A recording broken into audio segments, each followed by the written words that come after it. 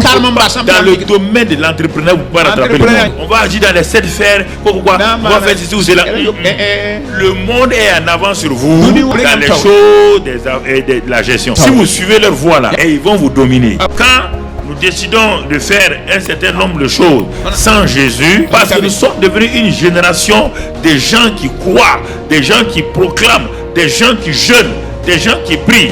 Mais peu d'entre nous sont conscients de la réalité de Jésus-Christ en eux, avec eux, et ils se réfèrent à lui peu.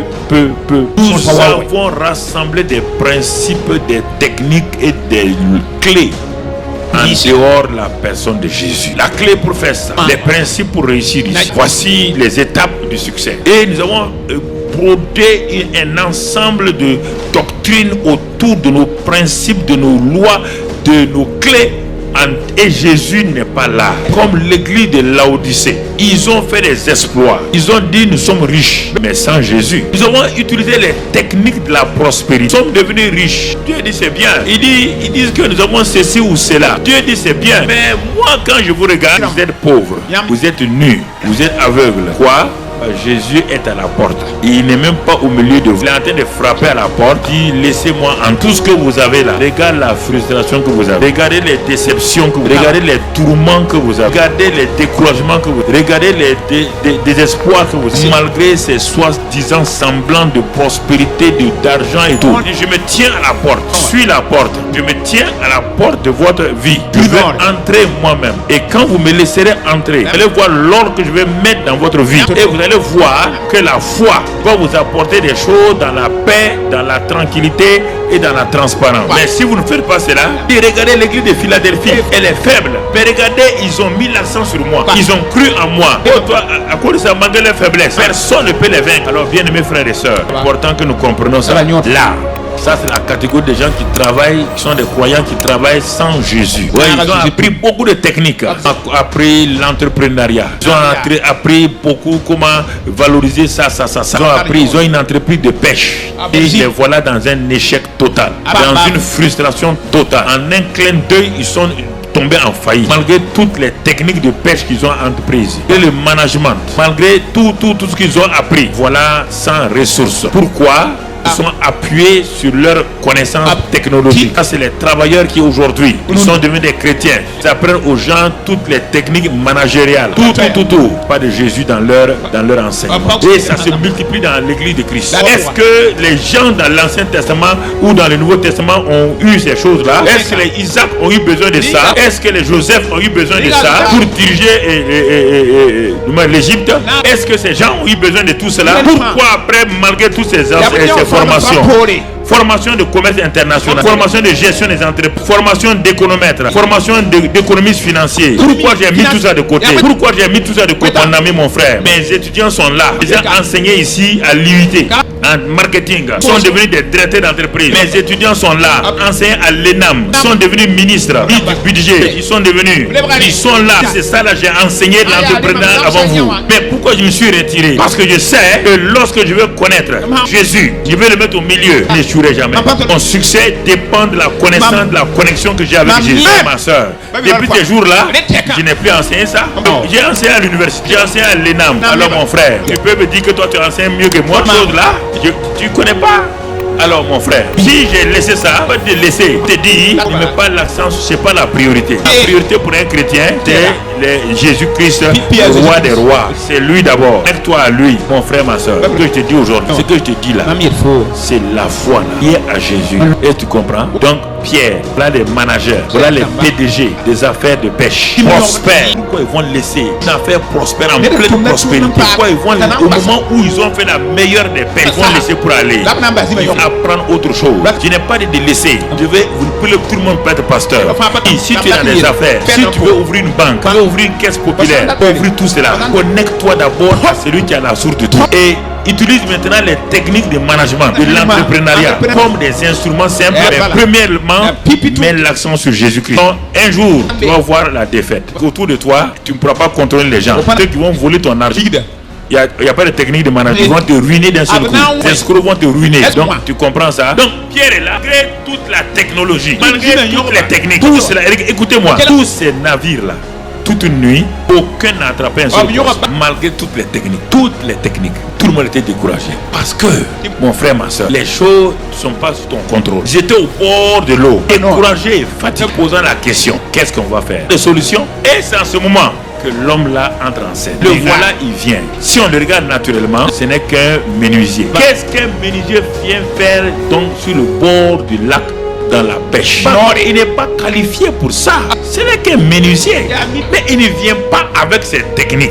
Il vient de la part du Père. Il a une révélation. Le Père l'a envoyé pour aider des techniciens, des managers qui sont dans la faillite. Si tu es un manager dans la faillite, tu as intérêt maintenant à saisir Jésus. Tu as intérêt à dire, Seigneur, je crois, mes affaires sont dans la faillite. Je crois à toutes les techniques qu'on m'a apprises. Je crois à tout ça. Malgré tout ça, ça ne va pas. Mes affaires ne progressent pas. Mes finances ne progressent pas. Mais rien ne progresse dans ma vie. Seigneur, je me tourne vers toi. Viens au secours de mon incapacité. Viens comme Paul l'a dit, j'ai cru que je pouvais tout. Je vois maintenant que je suis dans la faiblesse. Seigneur, viens au secours même dans ma faiblesse. Dieu l'a aidé. Quand Jésus est venu, même sans formation, comme on pêche, quand il a mené sa partition avec succès, il tourne vers ses managers découragés.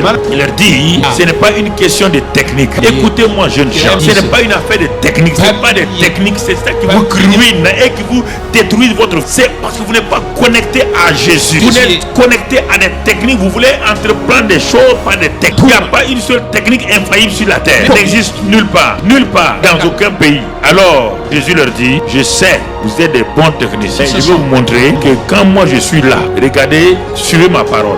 Parce que je suis l'auteur de la foi et je donne la parole de foi.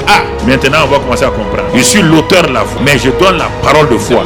Et pour nous qui sommes ici, Jésus est l'auteur de la foi. Il n'est pas là physiquement. Mais le Saint-Esprit est venu pour nous montrer que lui il est là. Et les paroles qu'il a dites dans la Bible, quand j'étudie la Bible ou quand j'écoute la parole de Dieu, le Saint-Esprit me dit, voici une parole de foi que je te donne. C'est ça.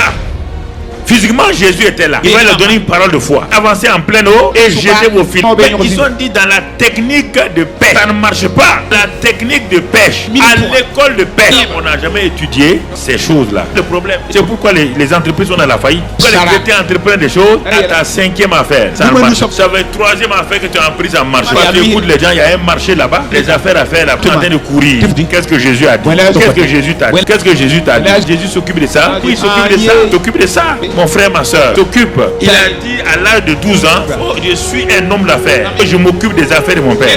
Il a dit ça à l'âge de 12 ans. À Joseph et à Marie. Je suis venu sur la terre pour les affaires de mon père. Je suis un manager des affaires de mon père. Ils sont dans le royaume des cieux. Je suis venu pour manager ça. Pour vous apprendre comment on fait. Pierre a dit, on n'a jamais vu ça. À l'école de la pêche, on n'a jamais entendu. Mais sur ta parole, moi je vais jeter le filet. Il a osé jeter. Tu n'es pas seul. Puis dans Luc 5, là, tu verras. Il a jeté. Son filet était tellement rempli et que ça se déchirait. Et il a appelé les autres. Il y a plusieurs barques. Il a appelé tout le monde. Et regardez, un seul. Supposons que chacun avait jeté. Si chacun avait jeté, il n'y aurait plus de poisson dans la mer. Le dévoreur est là pour te détruire. Mais pourtant, j'ai managé les affaires que mon père m'a laissées. Dieu lui dit, Isaac, il ne s'agit pas ici de management. Il s'agit ici de suivre ce que le ciel te dit. Le ciel connaît le management plus que tout. Tu voyais les affaires. Pierre a réussi. Isaac aussi va réussir. Sur la base de quoi? Parce qu'il avait des idées. La ferme, d'avoir assez de fourrage pour ses animaux, c'est de garder les grains pour les semer au temps convenable. Mais dans la sécheresse, aucun manager on dit d'épargner. Les temps difficiles, les temps de crise, qui disent économiser. Le système économique dit économiser. Mais en ce temps-là, le management divin dit semer. Les gens disent non, on ne peut pas semer. Le management divin dit semer. On ne peut pas semer. Dieu dit voici comment je dirige mes affaires. Je ne dis pas mes affaires dans l'entrepreneuriat. Je dirige mes affaires par ma parole et ma foi. Est-ce que nous comprenons? Est-ce que nous comprenons? Comment je dirige mes affaires? Il dit bon, ok, et Isaac, tu comprends? Même le peu que tu as là, tu vas le perdre bientôt. Sème dans la famille. Quand il a semé dans la famille, regarde, c'est dans cette famille-là, l'économie de Dieu. Ça qu'on appelle l'économie de Dieu. L'économie de Dieu, c'est différent de l'économie de Dieu. Je vous ai enseigné ça. Il va sortir bientôt. Mon Dieu pourvoit à tous vos besoins. Vous avez oublié. Vous, l'entrepreneuriat. Allez. Le monde est en avance sur vous. Dans le domaine de l'entrepreneur, vous pouvez rattraper le monde. On va agir dans les 7 sphères. Pourquoi? On va faire ceci ou cela. Le monde est en avance sur vous dans les choses de la gestion. Si vous suivez leur voie là, ils vont vous dominer. À l'époque d'Isaac, il y avait des gens aussi, il y avait des chefs. Il y avait Abimelech qui dirigeait tout le pays, grand gestionnaire. Dieu va faire sortir Isaac de la domination d'Abimelech. Par quel système? Par l'économie du royaume, en sémant. Quand Isaac a sémé, il a commencé à grandir. Quand il a continué, il a commencé à contrôler. À un moment donné, contrôler toute l'économie du pays. Abimelech, le roi, est venu le voir. Tu es devenu un homme dangereux. Qu'est-ce que tu fais? Non, j'ai découvert la loi du royaume liée à la parole de Dieu. Liée à la parole de Dieu. Mon Dieu est venu me parler. Le docteur de la foi m'a parlé. Le docteur de ma foi dit de faire comme ça. Que j'ai fait, et je vois le résultat. Abimelech est venu faire une alliance avec lui. Il dit, tu vas là-bas. Nous, on te touche plus. Tu es devenu plus puissant que nous. C'est ça. Vous voulez suivre les voies de ce monde, l'entrepreneuriat, et vous voulez dominer le monde. Jamais ils sont en avance sur vous. Ils sont en avance sur vous. Vous allez dominer comment? Lui, il est expert en entrepreneuriat. Tu n'as même pas certificat d'études primaires en quoi? En gestion des choses. Tu peux le rattraper. Dieu vous donne des moyens pour dominer le monde. Vous ne voulez pas? Dans la Bible, là, les Abraham ont dominé comment? Il était l'homme le plus riche. Et tous, par l'économie du royaume, pas en copiant le monde.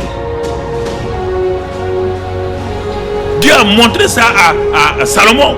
Il a rendu l'argent aussi populaire, aussi vulgaire que les cailloux. Il a annulé une loi économique. La loi économique dit que pour qu'un bien soit un bien économique, il faut s'en arrêter. Comment a balayé ça? L'argent est devenu partout. Et tout son royaume était un royaume de gens riches. Dans le Salomon, bien qu'il va échouer par sa propre vie, dans le Salomon, il n'y avait pas de pauvres. Il a appliqué les lois du royaume. Dans de David, il a élevé tout le monde par les lois économiques du royaume. Ils ont appris quoi? Qui? Regardez bien, la foi. Dieu a parlé, Dieu grand leur a parlé. Ils ont accepté sa parole. Aujourd'hui, ce même Saint-Esprit en nous, et il nous donne la parole de foi, la parole réellement. Mais on n'est pas lié beaucoup en communion avec le Saint-Esprit. Nous voulons faire des choses. Il dit à Bartimée, que veux-tu que je fasse pour toi? Il n'y a pas de faire. Que veux-tu que je fasse? Tu es là encore aujourd'hui, mon fils. Que veux-tu que je fasse dans cette situation? Il n'a pas de faire. Plus tu as échoué, plus tu ne peux pas faire. Demande à Dieu. Que veux-tu que je fasse? Quelle est la sorte d'aide que tu veux que je te donne? Quelle est la sagesse que tu veux que je te donne? C'est cela. Toi, tu veux faire des choses, tu dis à Dieu, il n'a qu'à venir valider. Dieu ne valide pas tes programmes. Dieu veille sur ça. Dieu valide quoi? Ça. Dieu ne valide pas vos problèmes. Programme. J'ai fait ça là, Dieu n'a qu'à faire. Dieu dit je ne vais pas. Je ne suis pas un directeur général, du créateur. Si l'idée vient de Dieu, il va valider. Alors mon frère,